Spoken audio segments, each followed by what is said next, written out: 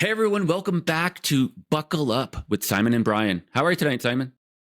I'm doing great, Brian. How are your knees? My knees are doing well. I've been putting on some mileage because we're racing in 6 weeks. I think it's about 6 weeks out from Cocodona. So, how about yourself, Simon? How are you doing? I've been really busy with work. I flew in and out of Japan for a very short business trip, so I hadn't Oof. had time to run much.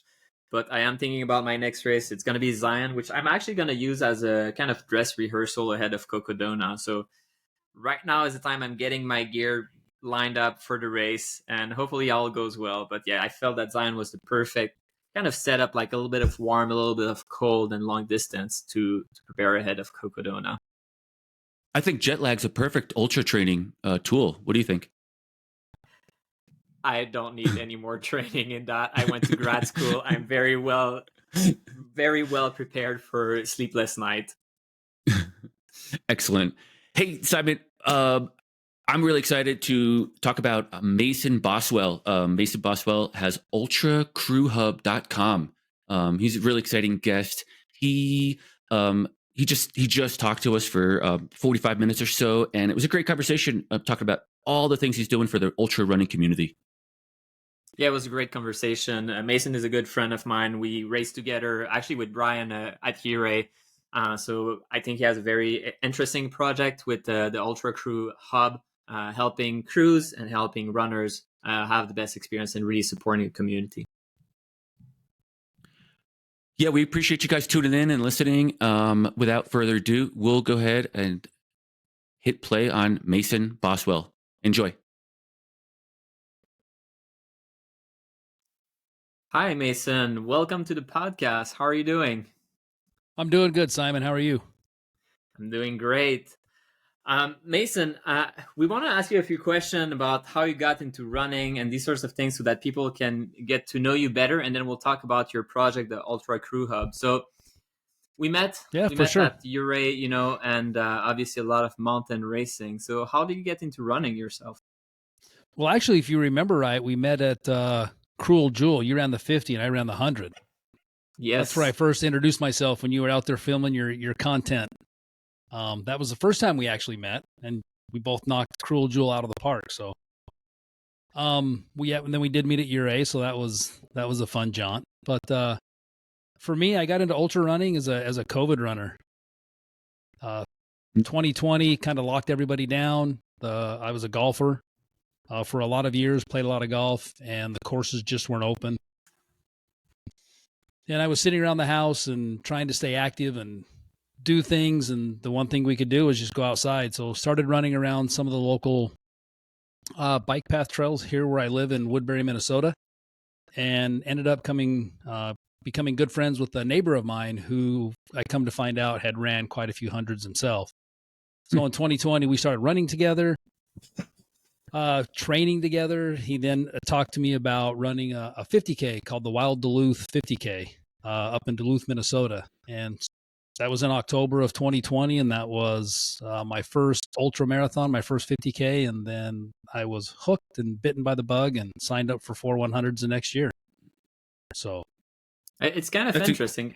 I think a lot of people got into running basically the same time. I'm the same. 2020 is the year I was baptized, and then the yeah. sport is growing rapidly. So it's nice. It's nice to see that. For me, I mean, I grew up in Utah, so I knew of the race, the Wasatch 100. I heard a lot of people talk about it from where I'm from in Utah. But I never really fully understood the community that's around ultra running until I actually ran my first 50K. And the volunteers and if you want to call them spectators or the crew or whoever was there at that particular race, I thought, wow, it's kind of fun because there's a lot of people out here cheering you on. You're putting yourself through a lot of stress and pain and everything else, but just the whole community around it. That's what attracted me more to ultras than the actual endurance aspect and component of it itself. I'm not a professional athlete by any means, but just being there, meeting people, having the community at an ultra event is really what drew me into running ultras. Yeah, and that's fair. I think a lot of people get that wrong about ultra running, that it's mostly about running and about the runner, but the community is much broader than that. And for sure. the running aspect of it, sure. I mean, I guess sometimes you run a little bit, but a race like you, you actually don't run so much. Maybe a guy like you, though. You're not a professional, but you're a solid mountain runner. There's no question there. I did grow up in northern Utah, so I do love the mountains, and that's kind of where I prefer to be. Duluth is along the Superior Hiking Trail, which is in the mountains in Minnesota, but they're not necessarily mountains per se.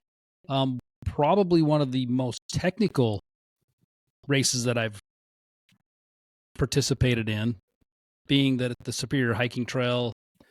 I've never been to the East Coast, but I kind of feel that it's similar to anybody that's ran on the East Coast. The really high technical, rooted, rocky, wet, constantly single track trails is kind of what's up here in Duluth. So it's very, very technical, not hilly and not a lot of vert, but it can beat you up in a hurry. Yeah, I feel you. I feel there's different types of technicality. I think Uri was technical at some point, but it's different flavor. It's a little bit like wine when you become a connoisseur. If you could drop me on the East Coast, I go run a little bit, and I would be able to tell you I'm on the East Coast, and I hate it so much right now. It's these big boulder that you're going to twist your ankle, but at the same time, you're not above 14,000 about to die from thunderstorm. You mentioned Wasatch. That's a race actually you've done, or have you done it? Yeah, I did Wasatch this year in 2023. It's the first time I've done Wasatch, and the last time. It went really well. I loved the race. I mean, growing up in about 15 minutes north of the start line, I've hunted, I've hiked as a kid, growing up, skiing the backcountry in the Wasatch. I've been all over that entire range. Everywhere that race went, I've been there at some point of my life. So it was fun to get back up onto that mountain and that Wasatch front and just kind of reminisce per se. But yeah, just to be able to get up there and traverse it in one go. And yeah, very beautiful race. Probably one of the most scenic races I've done so far. Beautiful, beautiful. Wasatch Front's amazing place to be. Mason, I believe that's a fall race, if I'm not mistaken. Is it September, October? Correct. It's in September. Second week in September, and then the Bear follows up at the end of September. And how did you feel coming off of Uri going into the Wasatch this year? Pretty beat up. I honestly felt a little bit beat up. And only because I noticed at the times when, because Uri, Simon, you guys were there. It was hot. And that heat and that at that altitude really did something to me. And I noticed it at Wasatch because it was the same conditions where it was dry and hot. And when it got hot at Wasatch, my mind went right back to Uri. And I almost shut right down. Started throwing up again, just really moving really slow. But the heat, I was just over it. And I was a little beat up from it. And I think that was from Uri. So, and then once it cooled off, Wasatch picked it right back up and started moving again. So that made it nice. But the heat, I felt pretty beat up from Uri, just due strictly to the heat. Yeah, it's the double whammy, I think, of the altitude and the heat. It's a combo that really also for me messes me up. Because you lose so much more sweat because it's hot, but because of the high altitude, it just evaporates right away. And you don't necessarily notice it. If I would compare it to a desert race where it's obviously hot, you need to drink. At altitude, you might not, have the same reaction. But you say it's the last time you're racing Wasatch? It will be, just because I'm getting a little bit older, and there are so many good races that land in August and September, and even some into October, that I really want to run. I mean, Uri is the one race that I will run every single year, regardless. It's just my favorite race, and that's one that I always put on the plan. I don't want to run anything else outside of the San Juans in July. So if I'm not running Hard Rock, I'm going to be running Uri. And if I run Hard Rock, I'll probably run Uri as well. But getting into August and September, there's just so many good races I want to go do. And if I stick to Wasatch, I would still like to maybe do the Bear again, maybe do Wasatch, but I'm doing I'm Tough this year, which is another fall race. And there's some other ones out there that I like to get done before I get too old and can't do much with them. So yeah, but are we ever going to get too old for ultra running? Is that really a thing? I don't even know. It depends for what race. What Uray? What's the True. oldest finisher? He must be in his 60, which is old, but it's not the 80 something. Yeah, it's True. And I think Hard Rock has somebody that's 65. I think there was a guy last year. I think he was 72, if I'm not mistaken. I may be incorrect, but I know there was a couple guys that were fairly old. So, but to do the mountain races that I love, yeah, I mean, there's a lot of them that I want to do. So I'm going to try to pick the ones that I haven't done before and try to focus on those. And then if things don't work out and I can get into Wasatch on not necessarily a last minute ticket, but closer to that fall period, then I'll sign up for it. But one of them I want to get back to do for sure is the Mogollon Monster. I did DNF that one, and I want to get back there and do that race again. So I'd love to help you doing it. If you go back, let me know. It's somewhat driving distance for me, so I'd be very, very happy to support you there. Especially it's a weird race with the with the crew situation. Did your wife was your wife crewing you on that one? She was. Yep. And we did a podcast on it, and it's a very, very unique race from a crew's perspective.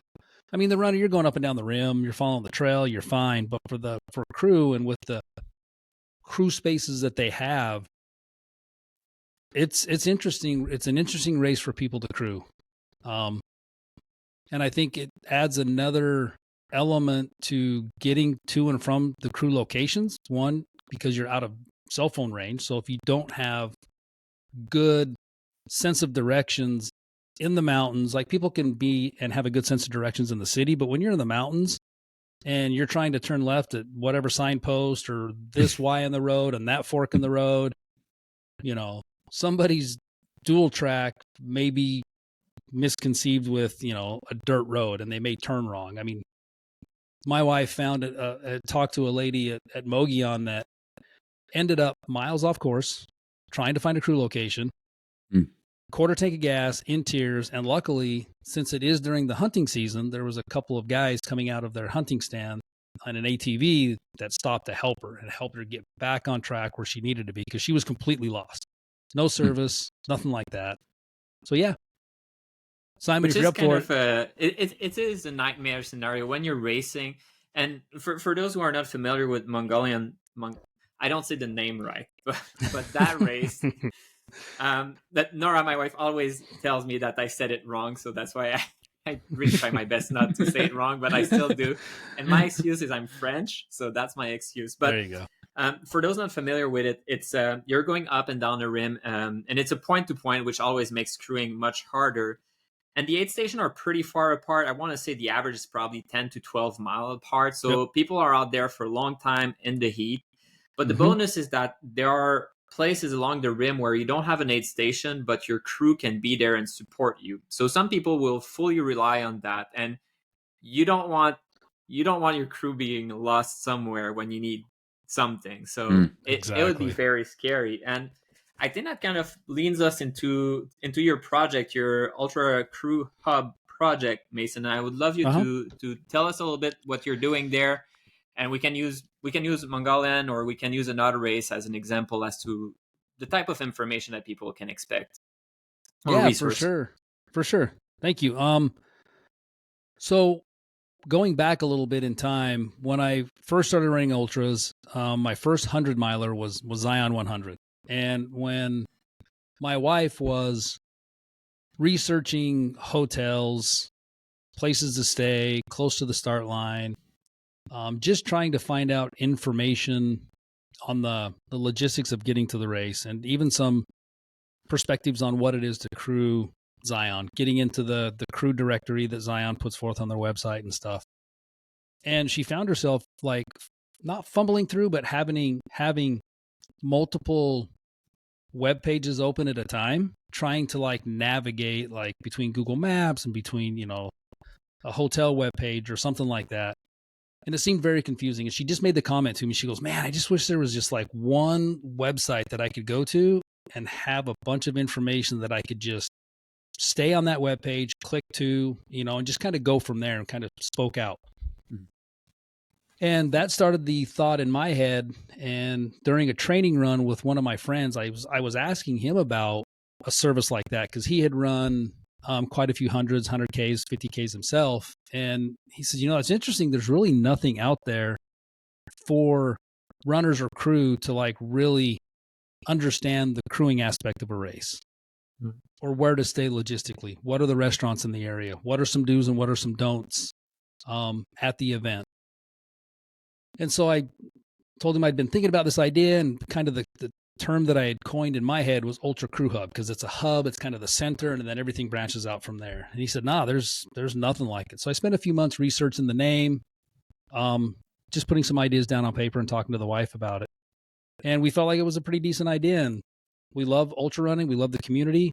We're going to be doing this stuff. So we thought, hey, let's just start a little project, call it UltraCrewHub, launch a website, provide information on events specific to, like I was saying before, where to stay, what to eat, what are some things to do in the area, because people tend to get there maybe a day or two before, some tips and some tricks on crewing the event from experienced crew runners. A good example for that is the Wild Duluth 100K that I ran in 2021. Really wet, snowy year. My wife had taken a pair of clothes that I was in that was completely soaked. That's all I had left. On her way to the next crew location, she actually passed a laundromat. And she thought, well, hey, that's not a bad idea. It's open. She dropped 75 cents in a dryer, dried all my clothes, showed up at the next crew spot, and I had dry clothes. If you go to the event's webpage, they don't tell you that. But with us providing the information on UltraCrewHub, if somebody's on our website and they read through the description of crewing that event, they'll remember, hey, if this happens, if the inclement weather happens again during the race and his clothes are wet or her clothes are wet, I can stop in right here and get everything dry. So it's just something like that we just want to give people some information, kind of not really guide them through, but provide them with some sort of thought or visual stuff for the race.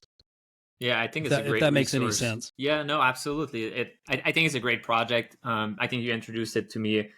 We already knew each other at that point, and the example that you brought us in was on Leadville. And it's true, some of these races, the logistic is simple. I can think of a loop race like Javelina. There's still information to be shared about it because it gets complicated about the tent and these sorts of things, but you don't have to worry about getting from one aid station to the other. And then there's other that, for lack of a better word, is a shit show. And they won't describe that on their website. Expect a shit show at May Queen in the morning at Leadville. People with experience will tell you it's a shit show. Like, don't go there. That's not how they describe it on the website. And I understand they're not going to say that. But someone who's been there, who knows that, will know the little trick, that little information that really makes a huge difference. So I think it's really smart. I think it's really, really, really smart. Yeah, and those are the inputs that we want to have from the community to be able to put on the descriptive page of that event. Like really, Leadville crew, skip May Queen. Yeah, just go right to outbound. And this is not, this is not the reverse psychology that we're telling people to skip it so that our wife can go there and crew us. Like, we're not that smart. Yeah, but exactly. But if enough of you do, then I will. Yes. for sure. I mean, even at Twin Lakes, if we're going to speak about Leadville, even at Twin Lakes, the 1 year that I ran it, my wife was like, man, I wish I would have had a rolly bag. She had to carry my stuff for like a quarter mile because there was so much traffic and so many people. It's so true. It's a little detail like that. Or sometimes you might not think about this aid station. Let's say, is it half pipe or pipeline, where a lot of people will come at night on the way back. And it's a huge station where it's like 500 meters. It's hard to see a runner in the night, but if you just have, a light or something colorful, they'll be able to spot you very easily. And just that snippet of information can make a huge difference. Exactly. Instead of looking around for your crew and being kind of worried that they're not there. Yeah, 100%. Some of the lessons we learn at those events and crew learns is is in the moment and it's too late, right? Like my wife's like, oh, she's carrying my duffel bag. Your wife's carrying your duffel bag, Mason, in Leadville, going to Twin Lakes. And somebody rolls by with a wagon and you're like, oh, I wish I would have thought of that, you know? Exactly. Well, I think another good race, a good example where we stumbled upon this was year A at Ironton. So the first year that I ran it, I had camped up there for Hard Rock. So I had kind of one of those bug tents that you put over a picnic table at your camp. And so while they were waiting there, you're next to the river in Ironton, there's a lot of bugs. My wife's like, I'm going to throw up the bug tent. Just threw up the bug tent. And everybody was like, that's genius. Because there were so many bugs around that year. Having the bug tent, you're able to get in it and stay out of the bugs. And when I came in as a runner to be able to go in there and change my clothes and not have all the bugs around and stuff like that, yeah, it was nice. So that's another little trick or something that if you're in the area and you camp there for a day or two, bring a bug tent. It could help you out. Yeah, and 3 crews were together in that tent last summer. Oh, that's right. They were hanging out. Yeah. And I mean, company is also great. I think you offer also on your hub for people that might not have a crew or pacer, right? 100%. Yep. We've got so on the event webpage, if they are active, we are still building some out and getting all the information in there correctly. There is a link to a pacer or crew application, which people can go in, fill out, submit back to UltraCrewHub, and then we will put that on that page for people to like select from or choose from, or at least have some contact information and something that they can act on and maybe make a connection there to help them pace or crew their event. Mason, where are you getting, you can't be at, I don't know, the calendar's getting really full. You can't be at every event. How are you extracting this information? How are you going to like grow this? I mean, I know you got experience in the field, but where else are you drawing from, and how does that process work to get more information onto the site? Yep, good question. So for the first phase that we launched UltraCrewHub with, it was a lot of research on the internet. We would go through and Google, top 10 restaurants in year A. It would populate a list, and then we would go to each one to make sure that they were still open. So we wanted to validate the information that we were putting on there. And that was really time consuming. One of the other things that we promoted as well was for community involvement. So on our webpage, you can click and submit a form. We've had a couple of forms come in. One of them was on the New Jersey 100. The gentleman that ran it, Kevin, his brother, had submitted this form to us, and we put that on there. So we're moving into more soliciting for the community to provide this information, because like we can't be at every event. And I think that there's people out there that have these experiences that if they just took a few minutes to just fill out one of our forms and tell us about their experience, even if it's just one little tip, like skip May Queen. Cool. We'll put it on there. And the other thing too is a really good example. We did launch the Crew Hub, the podcast. And so we do talk about some of those events, and we do solicit people to come on and talk about it. One of the recent ones that we just did was on crew mental health. Simon, your wife, Nora, was on there, and it was a really good podcast. It was fun. And we were actually, a gal had reached out to us on Instagram and posed the question, like, what do other crew and crew chiefs or crew team members do in a situation where their runner's going to DNF? How do they mentally handle that? And how do they mentally prepare for the race? And those kind of things from a mental perspective for the crew, because some of these crews are first timers, and it's pretty daunting. So it was a really good podcast. I think it's a very interesting topic, and you got great guests. I mean, obviously my wife is a great guest, but by the way, she says up hi. With you. Yeah, I mean, you extracted I understand what's happening there. That's totally okay. I'm not offended. But for those who are not don't know, that my wife is actually a therapist, more with teens, but she has the background, so obviously she has a good knowledge in terms of mental health and these sorts of things. And she's been nominated as the best crew of the year last year. Yes. So yes. She didn't win, but she had our votes. She had what mattered, which was a lot of love from a lot of people that know how much she does in these things. So it was a great podcast. I listened to it, and it was very informative.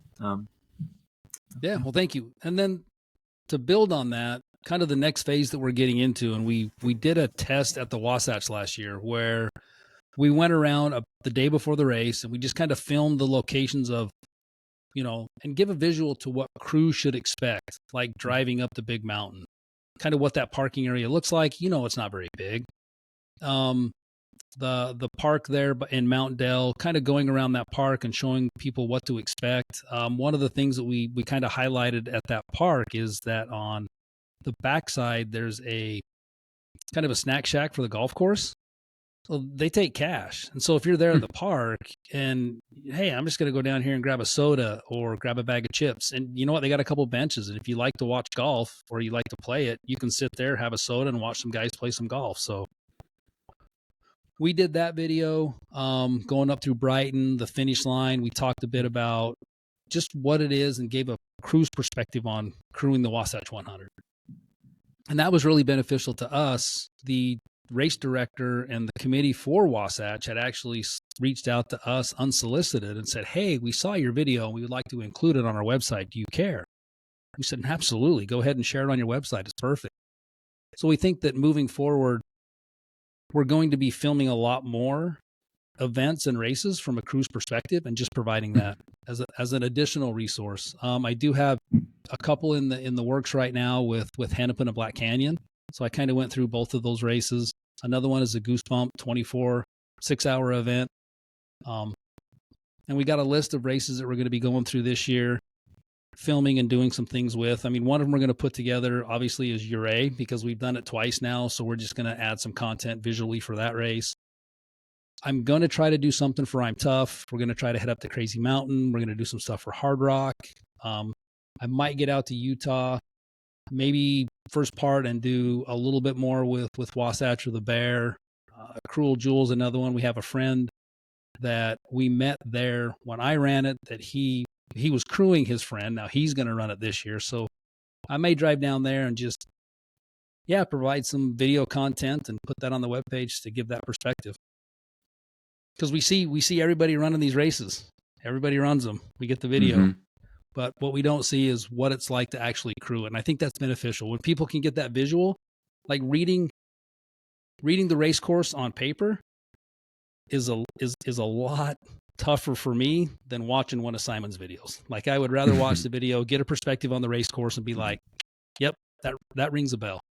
A lot of my athletes, that's kind of like pre-race type of stuff. I'm like, go into YouTube, find the event, Google your event in YouTube or search it in YouTube and watch any video that pops up. Name of the race plus running with Simon. Anything else is not worth watching right now. Pretty much. I mean, pretty much. I have a good like scope of races right now. I think I have like 25 or 30 100-miler on my channel, which is probably a record. But I need to pick up on your editing tactics, because I'm sitting on a couple videos that I just can't seem to finalize. And you're pumping these things out. Like, I think you ran Antelope Canyon and about 3 days later your video was out.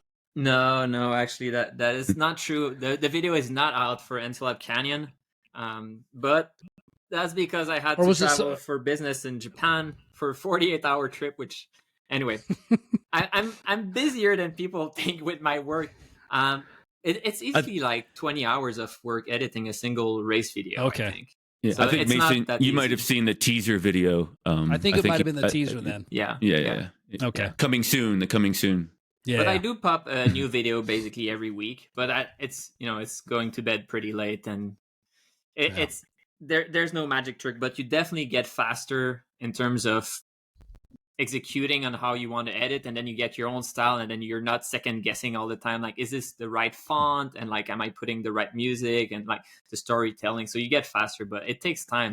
But even just filming, I wanted to say that I think people very much underestimate how much work there is behind you going to Wasatch and filming just for what the crew does. It's a lot of work. Like, first you have to get there, get the material, and it's a lot of work, and I wish there were resources for people doing that, because we do it for free.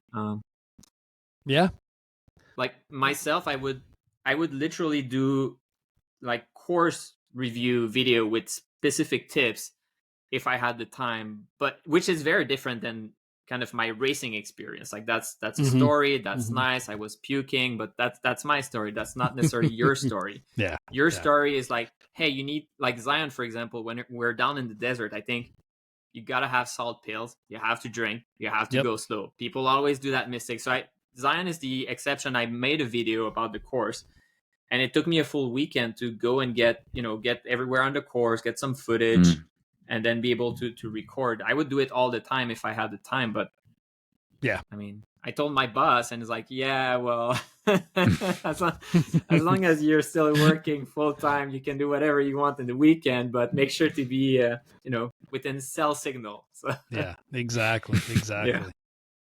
Well, hey, you guys are you both doing Cocodona this year? we sure are. Do you need I'll be- resource for are. that, or do you plan a video? Yep. I'm going to be there.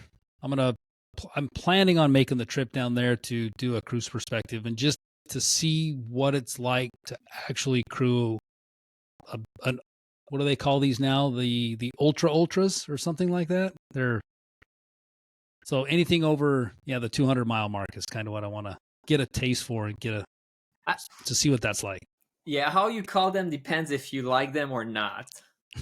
So people that love them and think it's the hardest thing will call that ultra, or the new 100 is the 200. Yeah. People that don't are like, well, this is basically just supported multi-day hiking. Yeah.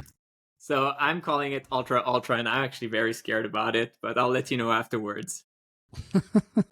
Brian has experience though with these though, so I'm sure he has information as to how to crew on events like that. It is, as much as the runners out there going for twice, even longer. I've done Moab twice, so 240 Nice. is my experience. But as much as the runners out there going 2.4 times more than the standard 100 now, the crew is out there just equally as long. And in Moab in particular, we're learning, and your site would be a great resource for people.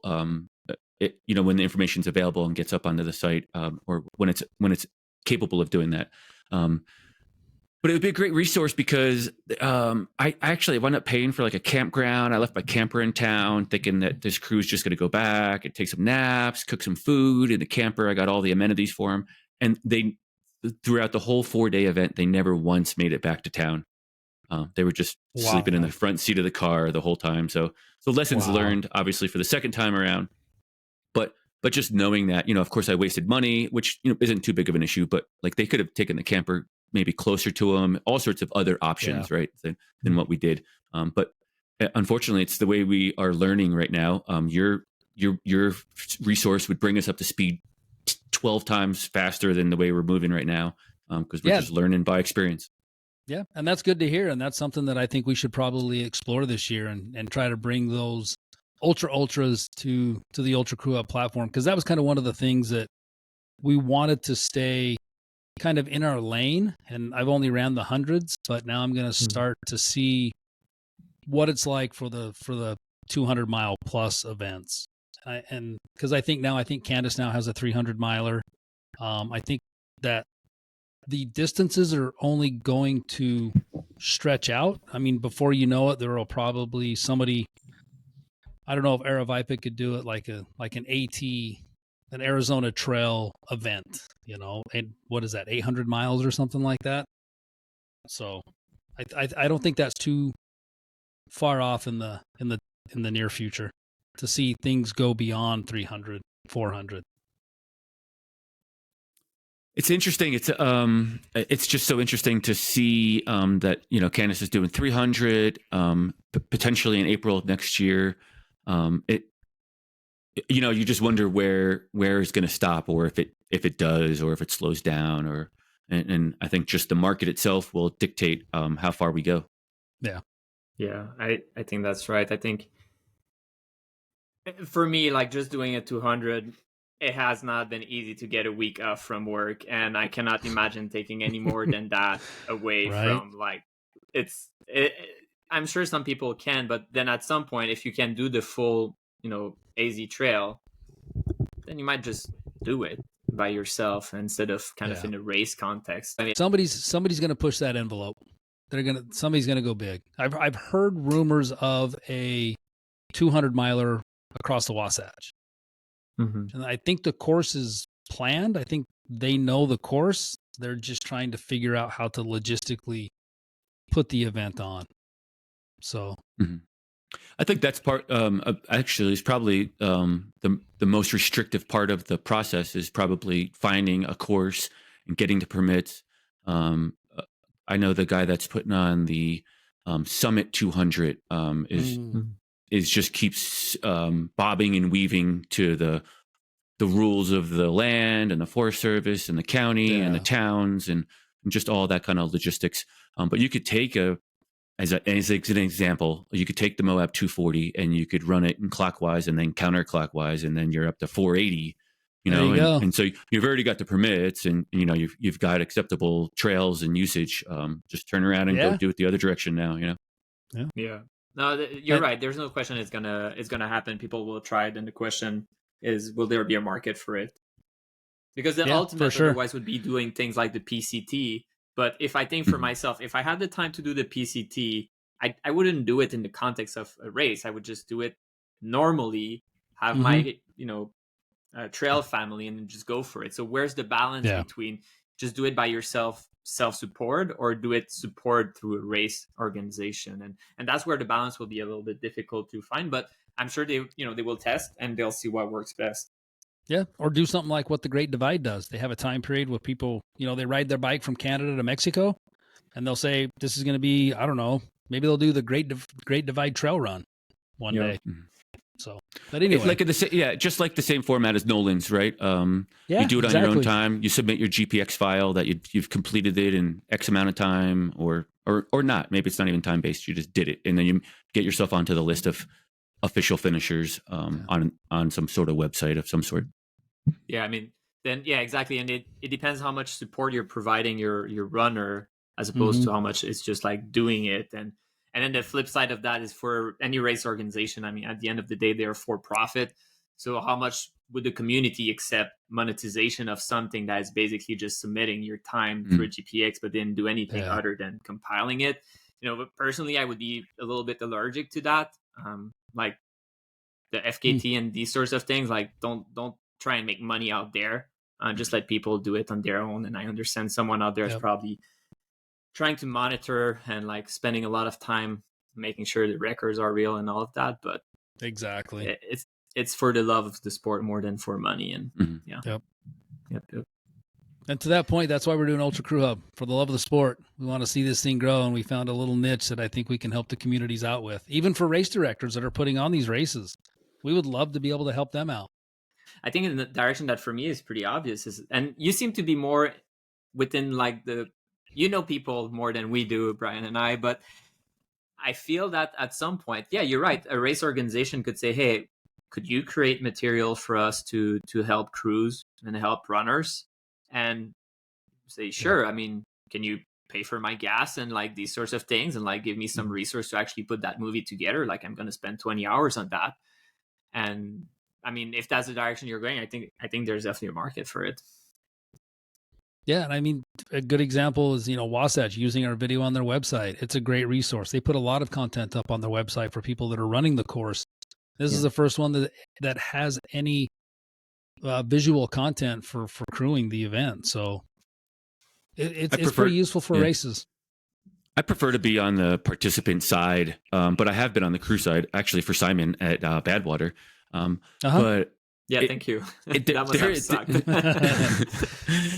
But there is, even as a participant, there's like a sense of relief when your crew knows what they're doing, and having this resource available to kind of spell out just the visual, all those things that you're saying, just a little more sense of relief, maybe that they're not gonna be stranded in the middle of the woods, and I should expect to see them at the next aid station. Yeah, and we feel that most of the podcasts that we've had have included the runner, because sometimes the runner will also be like, hey, when I ran this section, it was difficult, or it was hot, or something happened, and I needed my crew to have this certain item. And so I think it's a good idea for people to have these things.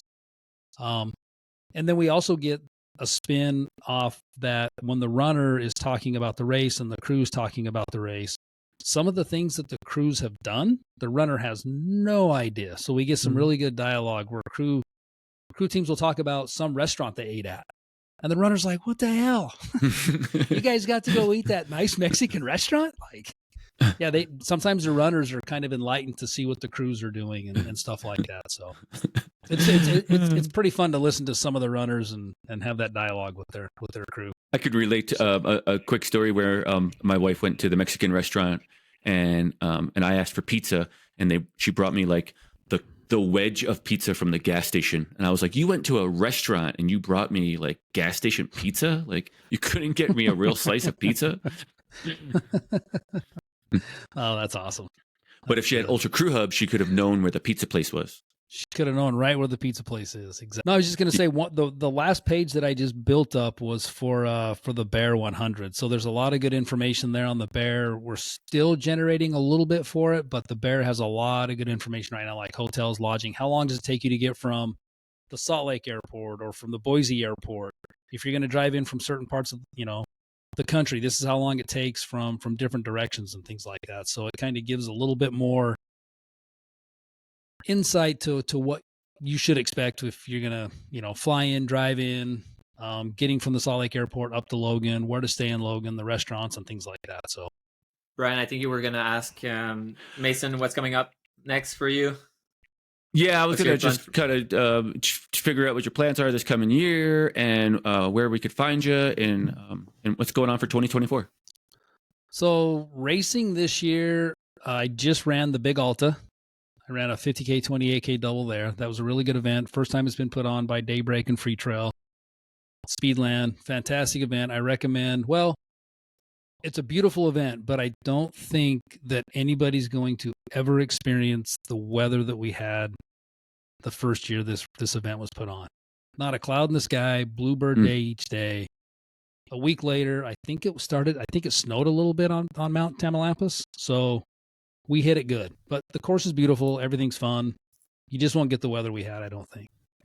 Next up, I'm headed up to Portland, Oregon to run the Gorges, another event put on by Daybreak and Free Trail with Speedland.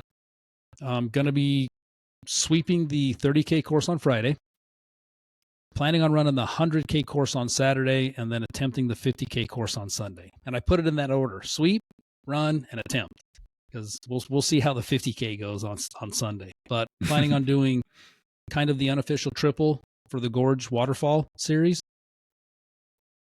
And then I have a couple months off. I'll be heading into Colorado, preparing for the Ouray 100. I'll be there about a week before Hard Rock. I'll get some film, do some content stuff for Hard Rock, watch the race, have a good time, and then run Ouray. And then after that, I'm scheduled to run I'm Tough up in Idaho. So between Ouray and I'm Tough, we're going to try to make a trip up to Crazy Mountain to watch that event. It's the week after Ouray. So we're going to straight shoot up to Montana and watch that race, and then get home to Minnesota and get ready for I'm Tough, and then fly out to Idaho and get through I'm Tough and call it good for the season. So want to take the time off in the fall just to focus on UltraCrewHub, get grounded again. Of course, I'll still do some training and prepare for 2025, but typically in the past in September, I do the Wild Duluth series, which is in October. Last year, I got sucked into doing the Saddles 100. And I felt that my fall set me up for a pretty bad winter, per se, where I just felt like I just had done too much. And this year I want to really focus on UltraCrewHub. So kind of limited the events a little bit, but that's my lineup for 2024. Gosh, even with the limits, that's pretty packed, Mason. Yeah. I try to do 300 to 400 milers a year. I guess with the Gorge triple, that's kind of a 100 miler. I do have a couple of ideas for, I wouldn't say FKTs, but some events. I mean, one of them's called Millwood. It's in Utah. It's a Jared Campbell route that's in the Wasatch Mountains that connects the Mill Creek and the Cottonwoods together. And then I have a friend kind of toying with the idea of doing a Superior Hiking Trail FKT in the fall. So either I'll do that or just help him out. That's pretty cool. I mean, in my mind, actually, you say Gorge is kind of doing 100. I think it's even worse. because you're doing the 50K the second day, right? Yeah. So you're expected to run. So pretty much. I think you're courageous. Let's just put it like that. That's the most polite way I can describe that. Yeah, I ran the Gorge impressive. 100. No, thank you. I ran the Gorge 100K last year, and knowing the 100K course and the 50K course, it's all overlap. I feel pretty confident with the cutoff times. My goal for the 100K is setting myself up pretty reasonable to not feel too beat up for the 50K. So I think I'm, in my mind, what I'm thinking of my completion times, I think it'll be painful but manageable. So let's talk afterwards. How Call did that me- play out? Call me at like 9:00 on Sunday morning. I'm probably still in bed in the hotel. Yeah. Well, that's the thing, right? Like, you have the incentive to try and finish your 100K as fast as possible, to sleep as much as possible.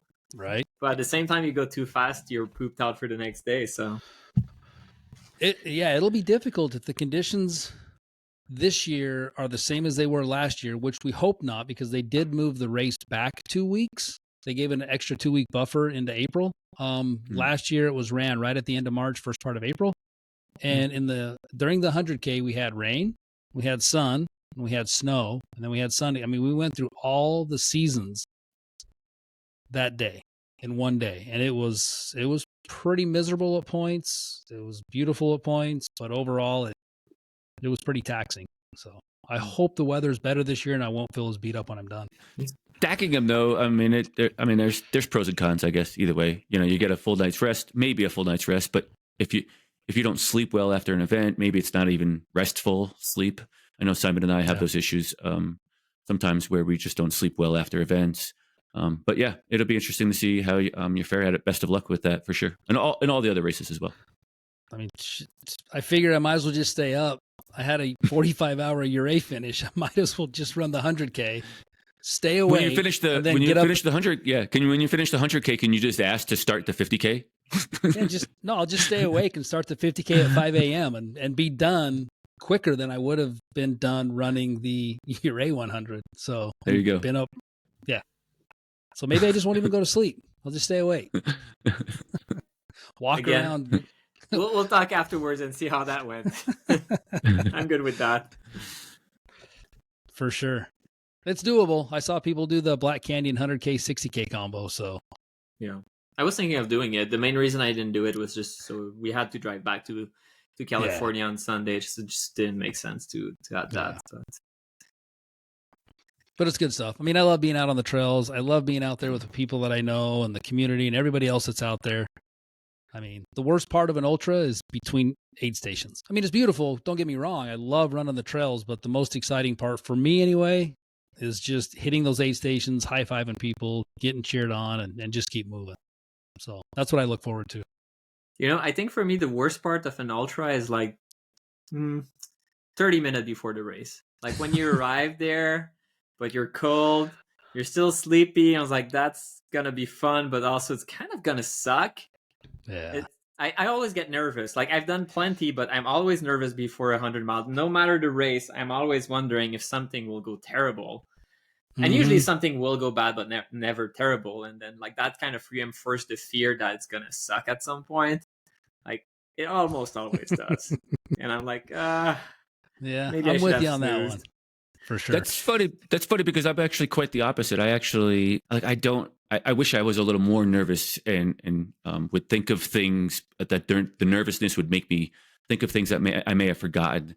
I get to the line and I'm a little too relaxed, I think. I think the worst part for me in an ultra is like mile 80 porta potty time. Like I'm like, gosh, do I use the porta potty or do I just run down the trail and step off a little bit, Fear of the chair. I guess porta potties for me at that point in the race. I'd hate to have to try to sit down. And I say worse between the aid stations. It's really, I mean, I love being on the trail. I mean, you're joking. Yeah. I get what you were trying to say. You love meeting the people. Yeah. Yep. So yeah, it's exciting. It's fun. Yep. Well, thanks, Mason. We appreciate you coming on. I love hearing about all the great things you're doing for the community, for your community, for the community that you love, that you were just speaking of. And And where can we find Ultra Crew Hub? Is it ultracrewhub.com? Yeah. So we're found, we have an Instagram account, UltraCrewHub. We can also be found at ultracrewhub.com. And just not to let too many cats out of the bag, we are in the works of releasing an app, hopefully this year. So that'll kind of add another layer to the tools that crews can have in their tool chest to pull from and help get their runners through an event. And how can people support the Ultra Crew Hub? Yeah, go to ultracrewhub.com, fill out a form, give us your experiences, or reach out to us on Instagram, slide into our DMs, and you have a topic of conversation you want to, for whatever race, anything you want to talk about, hit us up. We'll be more than happy to schedule a pod and get you on there and talk about those things. So like the mental health one, and I know there's another one we want to do kind of on crew nutrition. I think crews miss out on a lot of important nutrition tactics that can kind of help them throughout the nights and the early mornings and the evenings when they don't necessarily think that they should be eating or what they should be eating. You know, you get into those late evenings, you eat a big meal, and next thing you know, you're half asleep and your runner comes in at midnight. So I think there's an important conversation to be had on crew nutrition, and it's just kind of one of those examples. That's great. So, That's just such a great resource. I hope all the listeners can go check it out sometime and support the program. Yeah, we'd appreciate it. It's Ultra Crew Hub is free to sign up for. We don't charge anything. You can fill out the form. We don't charge anything. Yeah, other ways you can support us. We have a merch store. You can buy t-shirts, long sleeves, hoodies, beanies, things like that. So yeah, feel free to check out the store and buy a shirt. Big neon sign also, right? Maybe I'll see you out there. And we've got little t-shirts for the Ultra Crew Hub kids. So it's like, you know, junior crew chief on the back and stuff like that. Because we see a lot of kids out there, and it kind of gives them a sense of ownership when they have possibly an Ultra Crew Hub kids t-shirt on. It makes them feel like they're part of the crew and stuff. So that's great. They're part of the crew. They are. They pick you right up, make you happy. So yeah, I appreciate you guys having me on. I really like all the work that you're doing with Buckle Up. I appreciate Simon, everything you've done, Brian, with your coaching and your ultra experience and everything. Everybody in this community to me is an idol I look up to. So I appreciate everything you guys are doing. I love the videos and everything you guys are putting out there, and love your podcast. So it's really appreciative and I enjoy it. Thanks, man. Thank you. We'll see you at Cocodona. We'll see you at Cocodona. Thanks, Mason. Yes.